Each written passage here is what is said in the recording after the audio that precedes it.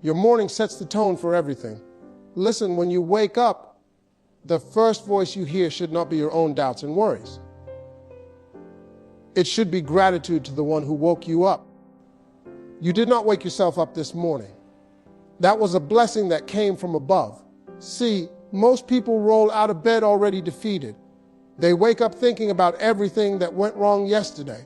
They wake up worried about bills, stressed about relationships, anxious about work. And by the time their feet hit the floor, they have already set a negative tone for the entire day. But what if you change that? What if the first thought in your mind was, thank you for another day. Thank you for another opportunity. Thank you for breath in my lungs and strength in my body. That simple shift changes everything. The morning is when your mind is fresh. It is when your spirit is most receptive. It is the most powerful time of your day, and you cannot waste it on worry and negativity. You have to use those first moments to connect with something greater than yourself. When you start your day acknowledging God, you are setting your internal compass. You are saying, I know where my help comes from. I know who is in control. I know that no matter what this day brings, I am covered. That is a completely different energy than waking up feeling like you have to figure everything out on your own. Your morning routine is not just about what you do. It is about who you become in those quiet moments before the chaos starts. It is about building the spiritual strength that will carry you through whatever challenges the day brings. It is about choosing faith over fear from the very first moment you open your eyes. Gratitude must come before your complaints. See, most people grab their phone before they grab their faith. They check their problems before they check in with their purpose. You cannot expect to have a blessed day if you started scrolling through negativity and comparing your life to someone else's filtered version of theirs. Think about what happens when you grab that phone first thing. You see the news, and it is terrible. You see social media, and everyone looks like they are doing better than you. You see your emails, and there are problems waiting. You see your messages, and there is drama brewing.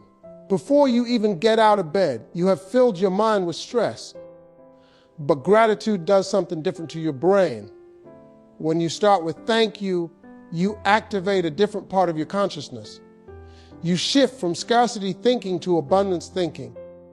You move from what is wrong to what is right. You transition from victim to victor. Here is what I need you to understand. Complaining is easy. Anybody can wake up and find something wrong. That takes zero skill, zero faith, zero strength. But gratitude, real gratitude, that takes intentionality. That takes you making a conscious choice to see the good even when the bad is screaming for your attention. When you practice gratitude first, you put your problems in perspective. That bill you are worried about, you are alive to worry about it. That difficult relationship, you have people in your life. That job stress, you have employment. I am not saying those problems are not real, but I am saying they look different when you have already counted your blessings. God is not going to force his way into your morning. He is waiting for you to invite him in. He is waiting for you to acknowledge that everything you have, everything you are, everything you will become starts with him. And when you start your day with that acknowledgement, you position yourself for his favor. The people who win in life, the people who overcome obstacles, the people who walk in peace regardless of their circumstances, they are not lucky. They made a decision to start every day connected to the source. They made gratitude a non-negotiable part of their morning routine. What you feed your spirit first will grow the strongest. If you feed your spirit worry first thing in the morning, worry will follow you all day. But if you feed it faith, faith will be your companion. It is that simple. You get what you put in. Your spirit is like a garden. Whatever you water is what will grow. If you water doubt, you will harvest doubt. If you water fear, you will harvest fear. But if you water faith, hope, and gratitude, that is what will flourish in your life. Most people do not even realize they are feeding their spirit garbage first thing in the morning.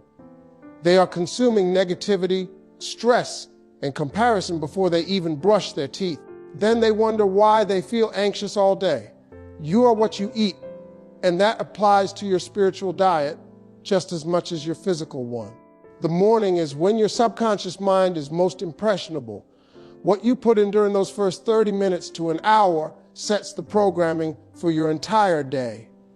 If you program it with God's word, with prayer, with positive affirmations, you are setting yourself up for success. But if you program it with the news, with social media drama, with your own negative self-talk, you are sabotaging yourself before the day even starts. You are choosing to operate from a deficit instead of from overflow. I am telling you right now, you have to be intentional about what you feed your spirit. You have to guard those morning moments like they are sacred, because they are. You have to make a conscious choice to put good things in so good things can come out. When you feed your spirit faith first thing in the morning, faith becomes your default mode. When problems come up during the day, and they will, you do not immediately panic. You do not immediately stress. You respond from a place of faith, because that is what you have been feeding yourself. God is waiting for you to acknowledge him. Think about it like this. If someone gave you a gift every single day and you never said thank you, never acknowledged them, how long do you think they would keep giving? God keeps giving anyway, but when you acknowledge him first, you align yourself with his abundance. God does not need your acknowledgement. He is God whether you recognize him or not. But you need to acknowledge him. You need that connection. You need that alignment. When you start your day saying, God, I know you woke me up. I know you have a plan for me. I know you are with me. You tap into something powerful. Acknowledgement is about a relationship. God wants a relationship with you, not a one-sided arrangement where he does everything and you take credit or complain when things do not go your way. Relationship requires communication, and the morning is the perfect time for that communication. When you acknowledge God first thing in the morning, you are essentially saying, I am not running this day on my own power. I am not relying on my limited understanding. I am connecting with infinite wisdom, infinite power, infinite love. That changes everything about how you approach your day. Some blessings are specifically designed for people who seek God first. Some opportunities open up for people who acknowledge him. There is favor that flows to people who make him their priority. But you cannot access any of that if you are trying to do life without him. Acknowledging God is not about religion or ritual. It is about reality. It is about understanding that you did not create yourself.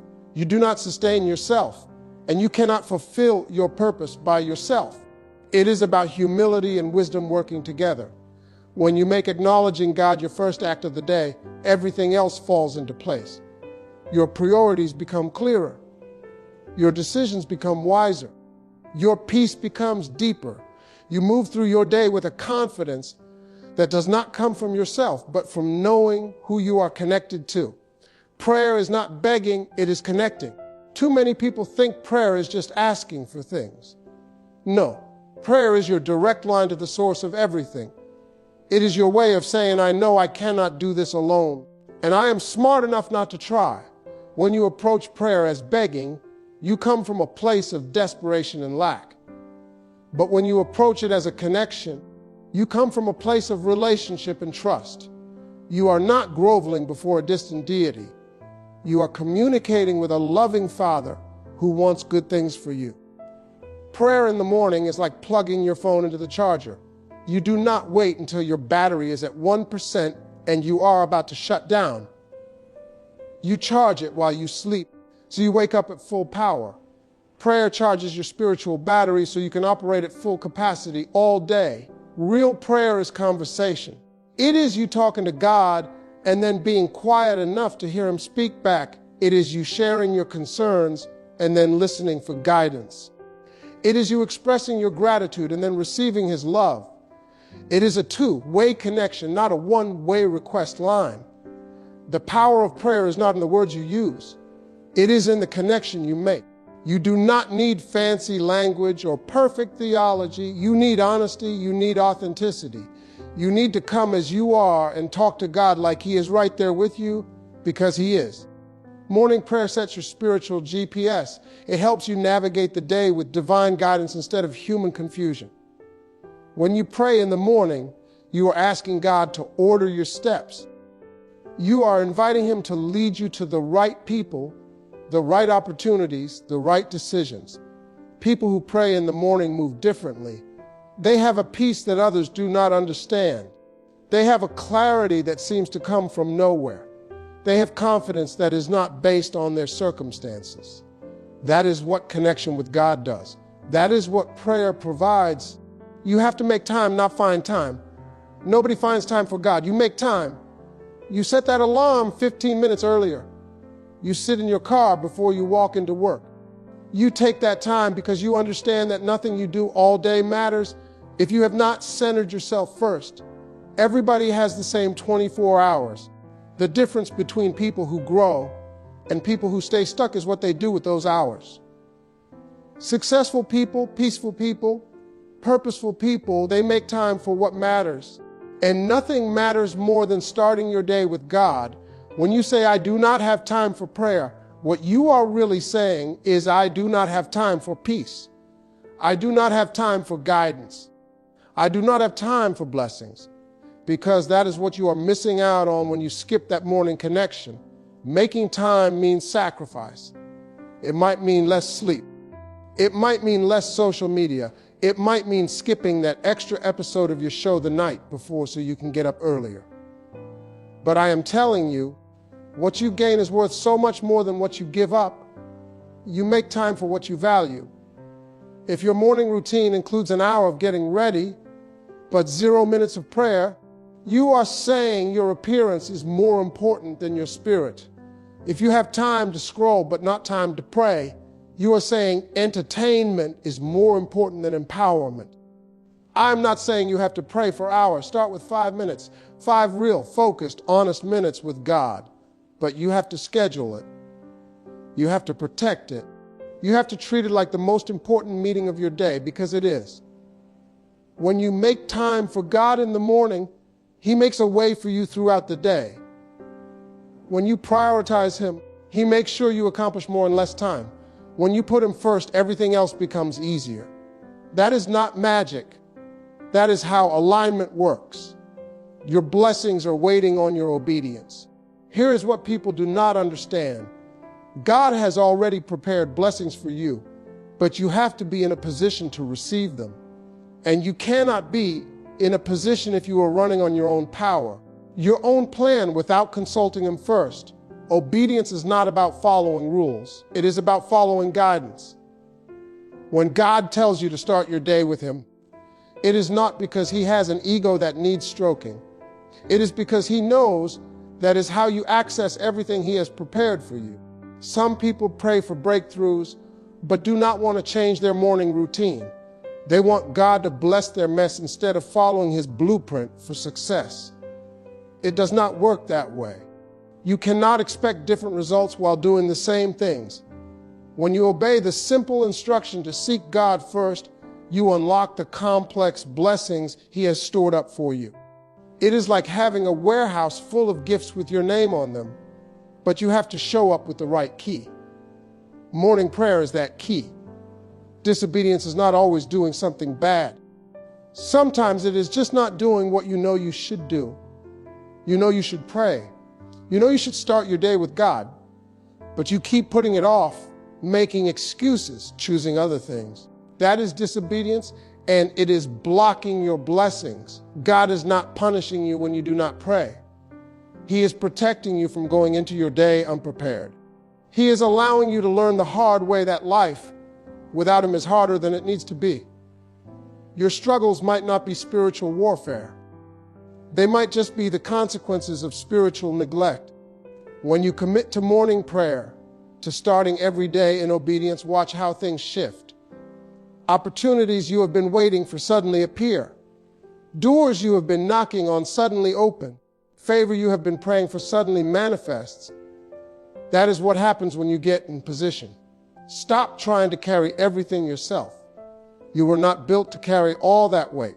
Your job, your family stress, your financial pressure, your worries about the future. Give it to God in the morning and watch how much lighter your steps become throughout the day. The reason so many people are exhausted is not that their life is too hard. It is because they are trying to manage it all alone. They wake up already feeling the weight of everything they have to do, everyone they have to take care of, every problem they have to solve. That is too much for any human being. God never intended for you to carry all that. He intended to carry it with you, to carry it for you. But you have to give it to Him. You have to start your morning by laying down those burdens and saying, God, I cannot handle all of this, but I know you can. There is something powerful that happens when you pray through your concerns in the morning instead of worrying through them. When you speak them out to God, they lose their power over you. When you surrender them to Him, you free yourself to focus on what you can actually control. Carrying everything yourself is pride disguised as responsibility. You think you are being strong, but you are actually being stubborn. You think you are being responsible, but you are actually being foolish. God is offering to help, and you are saying, no thanks, I got this. But you do not have this, and your stress is proving it. When you give your burdens to God in the morning, you are not being weak, you are being wise. You are recognizing that there is someone stronger, smarter, and more capable than you, and you are humble enough to ask for help. That is strength, not weakness. Imagine going into your day knowing that God is handling the big stuff. You still do your part. You still take action. You still show up. But you are not anxious because you know you are not in this alone. You are not overwhelmed because you know you have help. That is the freedom that comes from surrendering your burdens every morning. Speaking life over yourself is not optional. When you wake up, speak life over yourself. Speak blessings over your family. Speak success over your endeavors. Your words have power, and the words you speak in the morning set the atmosphere for everything that follows. The first words out of your mouth in the morning should be words of life. No complaints, no worries, not negative predictions about how hard the day is going to be. Words of life, words of faith, words of victory. This is going to be a good day. God has favor on my life. I am blessed and highly favored. Most people do not realize they are cursing their own day with their words. They wake up saying, I am so tired. This is going to be a rough day. I do not want to deal with this. And then they wonder why they have no energy, why the day is rough, why everything feels like a battle. You are speaking it into existence. Your mind believes what you tell it. Your spirit responds to what you speak over it. If you speak defeat, you will feel defeated. If you speak struggle, you will experience struggle. But if you speak victory, if you speak blessings, if you speak success, you position yourself to receive those things. This is not just positive thinking. This is biblical truth. Life and death are in the power of the tongue.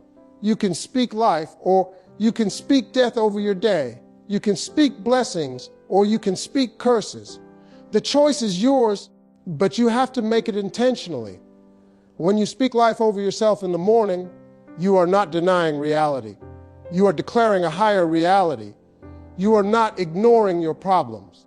You are affirming that God is bigger than your problems. You are not lying to yourself. You are reminding yourself of who God says you are. Start tomorrow morning by looking in the mirror and speaking life. I am strong. I am capable. I am blessed. God has a plan for my life. This day is full of opportunity. I will walk in favor. I will overcome every obstacle. Watch how different you feel when you start speaking life instead of death. Consistency beats intensity.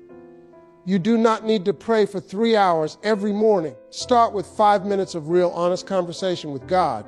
Do it every single day. Consistency is what builds the relationship.